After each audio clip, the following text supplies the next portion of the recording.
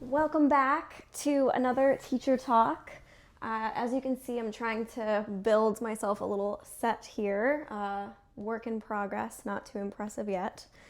Anyway, everyone always asks me how I was able to make enough money to teach dance only and not have any other job. So in this video, I'm going to break down exactly how I became a full-time dance teacher and was still able to pay my bills, afford to live, etc. Because the truth is, I was able to actually make more money teaching dance full time than I had at the 9 to 5 office job that I had before I made the career switch. As I've talked about in more detail in a previous video, I was unemployed for over a year before I became a full-time dance teacher. I was working an office job and got laid off during COVID. So I was taking that time to just figure out what my next steps were, what I wanted to do with my life. I felt like the best avenue for me to work solely in the dance field, because that's what I decided I wanted to do, just to work in the dance field, was through teaching. I also felt like it would be easier to continue dancing myself, on a freelancing basis, because when I was at my 9 to 5, I had totally stopped dancing. I just had no energy to do anything else. Over the summer of 2021, I just started looking up open dance teacher job postings and applying to a bunch. Mostly Indeed was where I was looking. I also was reaching directly out to studios within like an hour distance from me, sending them my resume, sending them information about me and what I could offer in the case that they were looking to hire another teacher. I also told everyone in my network that I was looking for teaching jobs. So my dance professor from college, because I was still in that area, I let her know in case she knew of anyone or could connect me with people.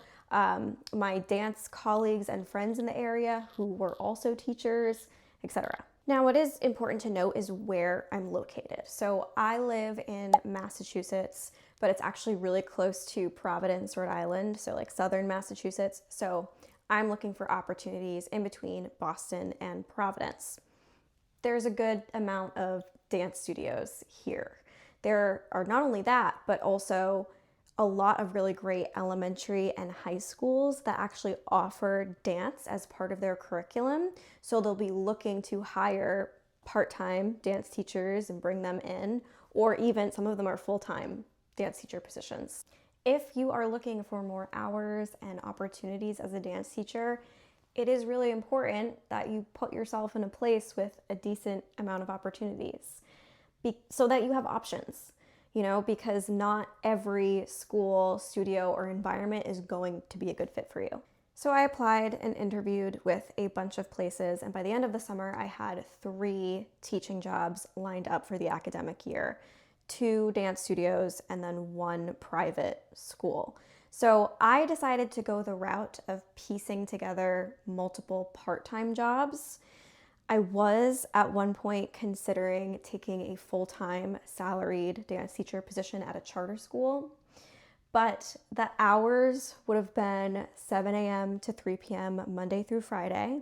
I would have had to teach like 6 dance classes a day to middle schoolers, and I would also have other responsibilities within the school as well. So that just sounded really exhausting to me. I wanted to have more control and flexibility over my schedule. I didn't want to be working somewhere 40 plus hours per week. So again, because I was in an area with different options, I was able to choose to piece multiple part-time jobs together, which also has its cons as well. But for me, what was important was that flexibility in determining what hours I wanted to work, and also the multiple part-time gigs paid more per hour, so I was able to work less hours overall on site, at least. I also at that time just wanted to teach and choreograph.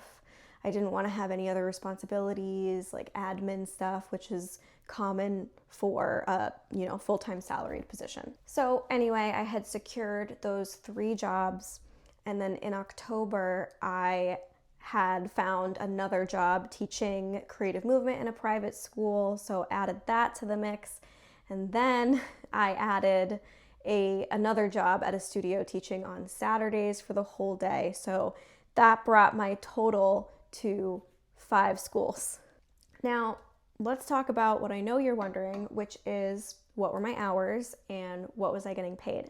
Because I'm going to tell you, but before I do, I'm going to give you some context first. At this point in my life, I was 27 years old. I had several years of teaching experience already. I had gotten my Bachelor of Arts in dance in college. I had danced professionally for a couple years.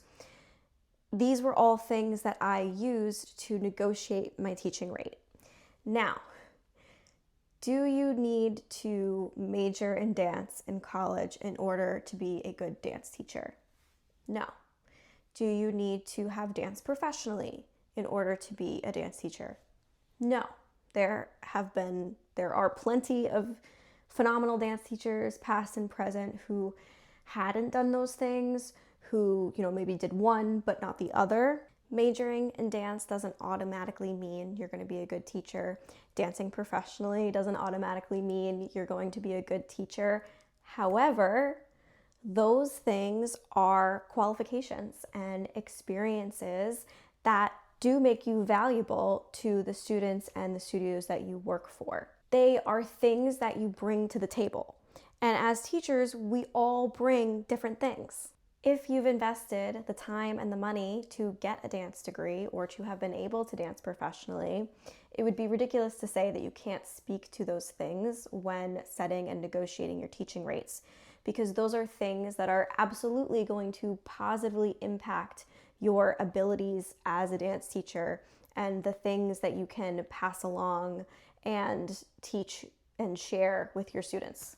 Next note I want to make is where I'm located. So again, I am in Massachusetts. It is expensive to live here. I love it here. I wouldn't want to live anywhere else, but yeah, it's expensive. So I'm going to be able to make a little bit more money teaching dance than maybe I would in other places. But again, just keep in mind high cost of living. And then as a reminder, when you are teaching dance on a part-time basis or as an independent contractor, you are not getting benefits like health insurance, paid time off, sick time, etc. One of the studios I work for actually recently added in paid sick days and mental health days into our contract, which is amazing. And I hope, in time, more places do that for their teachers. However, for the most part, most dance teachers, if they are part-time employee or independent contractor, if they get sick and they can't teach class, or if their class gets canceled due to weather, they're not getting paid. And then lastly, when you're teaching dance, you're not usually given like an 8-hour shift, right? You're only teaching for a few hours at most. Plus, you also might have to commute like 45 minutes to get there. So these are all things that I took into consideration that you should be taking into consideration when you're trying to decide what is fair compensation. So when I started as a full-time dance teacher in 2021, I was getting paid the lowest hourly rate was a studio. They were paying me $45 an hour. And then the highest was $65 an hour. 2 of the schools were paying me that. Some places I named my rate and they were like, okay. Others I had to really negotiate back and forth to arrive at a number I felt comfortable with. There were places I applied to that would not or could not pay me what I needed. So again, this is where it's so helpful to be in a place with different options. I'm going to tell you what my schedule was. This is not my current teaching schedule. This is what it was at the start of my career as a full-time dance teacher. The first 2 years, this is what I was doing. So Mondays, I had 2 creative movement classes at a private elementary school, 1 to 3 p.m. Then my next class was down the street at a different private school. That class started at 3:10, so I would literally rush to park my car, literally run into the building to start that creative movement class, which was part of their after school program. Then I had a little break to go home and eat. And then around 6 p.m., I would drive up to a dance studio an hour away and teach 2 contemporary classes. Tuesdays was my light day. I did the 1 to 3 p.m. creative movement classes and then rush to the 3:10 class down the street again. But then I had the rest of the evening free. Wednesday, 1 to 3 p.m. creative movement classes again. Then I had a 5-hour run of all ballet classes at a studio an hour away. My first class started at 4, so I'd eat in the car right up. Thursday, basically the same schedule. 1 to 3 at the private school, and then another 5-hour run of ballet classes at a different studio an hour away. Fridays was my day off, and I still don't teach on Friday. Saturdays, studio I was working at an hour away. I would typically have a private lesson at 9:30, and then I would teach 2 contemporary classes and then 2 ballet classes, and then sometimes a private after that. So I would be done anywhere from 2:30 to 4 p.m. on Saturdays. And then lastly, Sundays, another hour commute to a different studio. I would often do dance team rehearsals from 3 to 6 p.m. So depending on the week, I was teaching between 27 and 31 hours per week in the studio. And then of course, at home, I'd have to spend time planning and choreographing, etc. That was a lot. That was pretty grueling, I will say. But not every single week was like that, right? Because you have lots of school vacation weeks, lots of holidays, and then of course the summer. I would teach a lot still in the summer, but not like that. I had more time off. It was a lot, but I also genuinely loved the work that I was doing. I would go home every day and feel like I was making a difference in the world. I felt like I was making a positive impact on these kids' lives.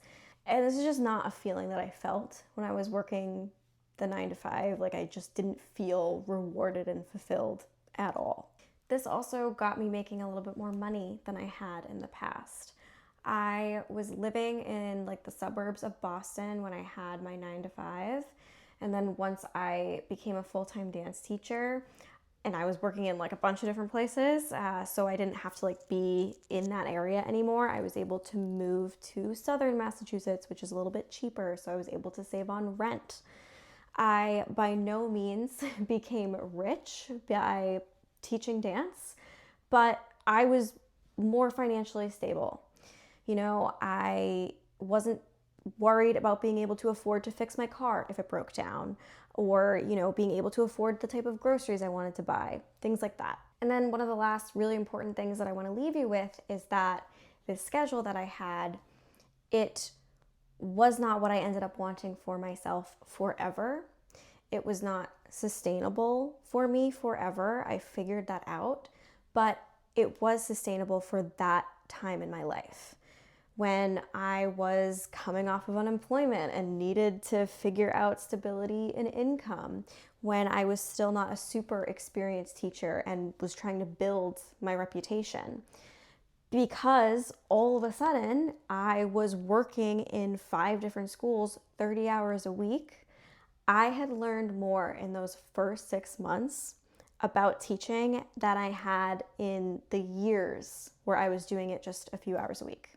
There was a lot of value in being overwhelmed and working in that many places at once and juggling so many different things, because I had to get really good at managing my time, at coming up with lesson planning systems and systems for creating choreography and keeping track of all of that.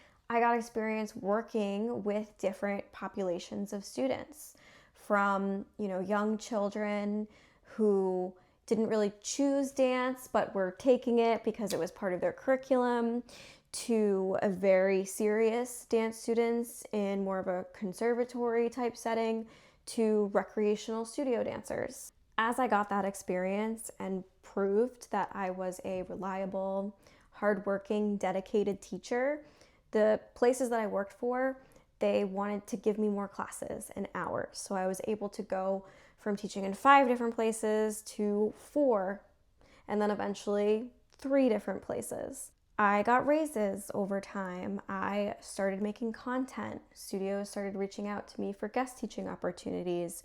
I started a business supporting dance teachers online. So all of these things never would have happened if I wasn't willing to really hustle through those first couple years. I was really scared at first, like truly. I didn't know that I was going to be able to handle all of that, but I showed up anyway. And eventually, as time goes on, you get less scared because you're doing it every day. You get used to it. You learn and grow, and it just becomes second nature. So yeah, that was the start of my full-time dance teacher journey. I really want to know what questions you guys have from all of that. So definitely let me know in the comments. Definitely subscribe to my YouTube channel if you haven't already. I am going to be amping up the amount of YouTube videos that I'm making specifically about teaching dance. See you guys next time.